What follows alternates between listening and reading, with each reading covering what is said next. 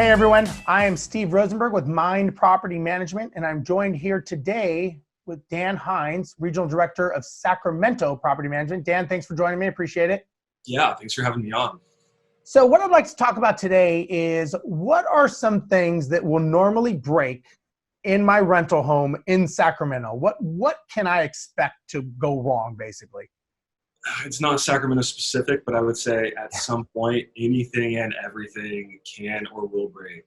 Yeah, Murphy's Law, right? Yeah, exactly. You should know this more than most people, right? I do. And you know, my experience has been if it has an on-off switch or something that you open or close, if you're moving it and it's got moving parts to it, the odds of it breaking are pretty high, like an air conditioning unit, a hot water heater.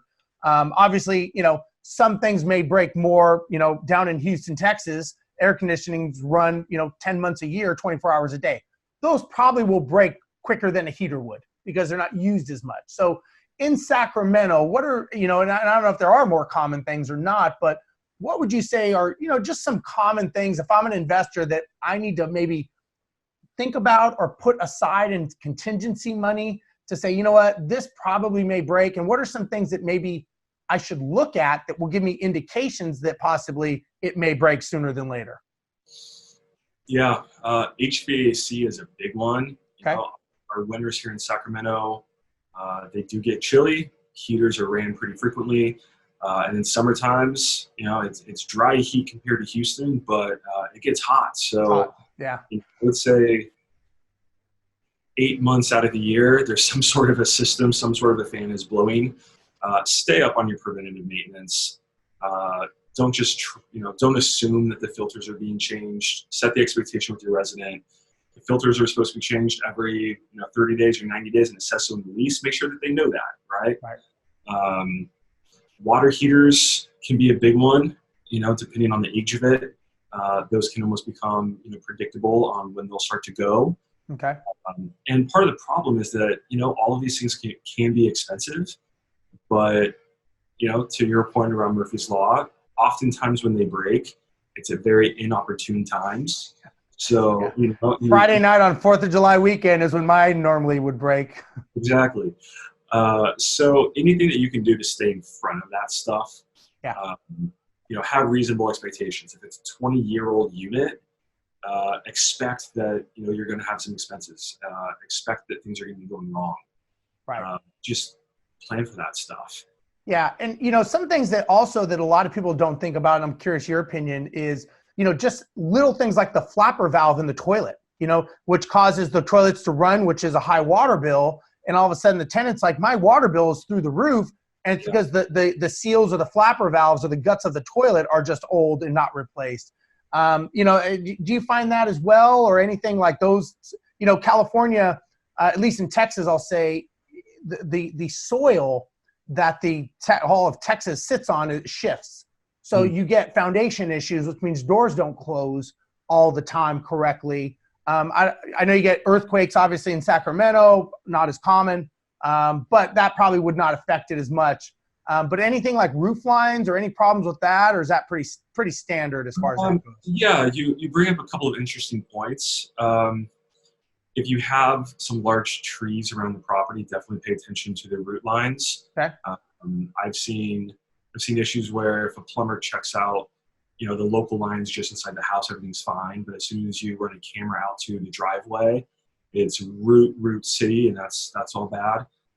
Got it. I think one thing that stands out that a lot of people don't prioritize or forget about, clearing out the gutters. If you have trees that hang over at all, Sacramento has a lot of trees. As soon as those gutters get full, it kicks off a series of other types of issues. And I've seen some really expensive repair issues all come from the fact that gutters got too full. Water wasn't diverted the right way. It puddled up somewhere else. Yeah. And had you spent, the couple $100s to clear them out, you would have avoided a whole lot of issue and a whole lot of pain. Yeah, that's true. The foundation, I know in Texas you get foundation issues because all of a sudden one side's getting water, the other side's not. And next thing you know, it's a disbursement. So yeah, that's good. That's good. So those are good information. And obviously air conditioning is a big one.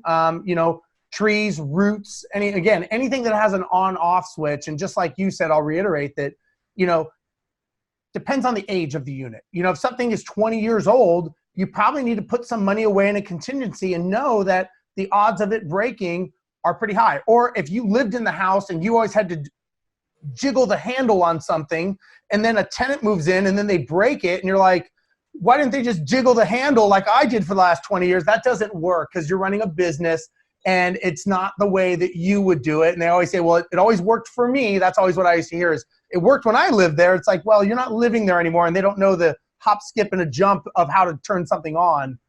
So again, my advice is, when you turn over a property to a resident, always make sure that you're giving them functional items that work, not things that they have to figure out and do these tricks on to make work, because that's kind of where challenges happen. And I think that's a great point. Right? I mean, one of them is that's what good, responsible landlording should be. But then there's also, farther downstream, there's another element where if you're not maintaining the proper systems, you can find yourself dealing with real habitability issues. Yep. And you don't want to end up there. There's laws, there's property code laws, and all of a sudden now you may have to put them up in a hotel. And there's, there's a whole bunch of things that could go down south on that way. So yeah, that's a very good point. And you don't want to get into, it's better to be proactive and fix it on the front end, just like you said right in the beginning, preventive maintenance, than being reactive. And now it's Friday night on 4th of July weekend, and you're paying top dollar to get an AC guy out there because, it's 300 degrees in the house and the tenants are, having trouble. And so, yeah, I agree. It's being proactive on the front end will solve a lot of these problems. And that's great information. Dan, if they for a better resident experience, absolutely, it keeps you in control. Yeah. And again, then the tenants will stay longer and you'll get your cash flow and the business will operate like a business. So there you go. So Dan, if they want to get a hold of you in Sacramento and they want to know more about Mynd and maybe what you do, how do they do that?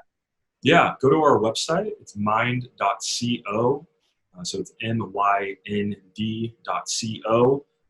We have a ton of information there for property owners on what we do, how we do it, how to contact us. And you can get information on all of our markets there as well. Great. And if you want to join our Facebook group, we are on social media. You go to our Mynd page, MYND, and we also have a real estate investment club. It's called the Mastermind, MYND, Real Estate Investment Club. And it's for investors that are new, experienced, wanting to be an investor. Anyone can join. And again, you're going to exchange ideas, conversations with real investors that are out there in the heat of battle with these very same conversations. So please make sure you join. And this is Dan and Steve with Mynd Property Management. We'll talk to you guys later. Bye-bye.